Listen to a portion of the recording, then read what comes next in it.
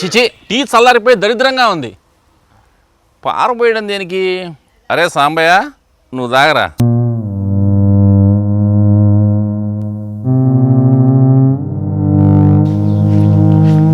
నానా, అమ్మ నీకు భోజనం ఇవ్వమంది.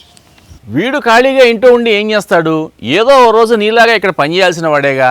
రోజు ఇక్కడ తీసుకొస్తే ఇక్కడ పనులు అలవాటు అవుతాయి. వాడిని బడికి పంపుతున్నాను అయ్య గారు, చదువుకుంటున్నాడు. స్కూల్కే ఎన్ని లక్షలు ఫీజు అవుతుందో తెలుసా నీకు? మా అబ్బాయి చదువుకే నేను ఇప్పటిదాకా వాడిని గవర్నమెంట్ స్కూల్కి పంపుతున్నాను అయ్య గారు.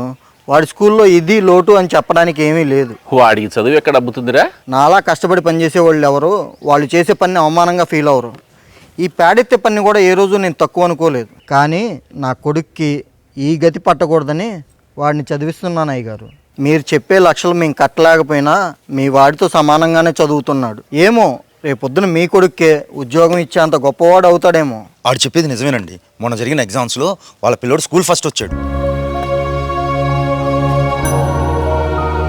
సారీ సాంబయ్య. అయ్యో, అంత మాట ఎందుకులేండి. చదువుకోవాలనే శ్రద్ధ ఉండాలే కానీ పేదరికం అడ్డురాదని నీలాంటి గవర్నమెంట్ స్కూల్ స్టూడెంట్స్ వల్ల ఈ ప్రపంచానికి తెలియాలి. తాను చదువుకోపోయినా తన పిల్లల్ని చదివించాలనే మీ నాన్న లాంటి వాళ్ళ మంచి ఆలోచన మరింత మందికి ఆదర్శం కావాలి.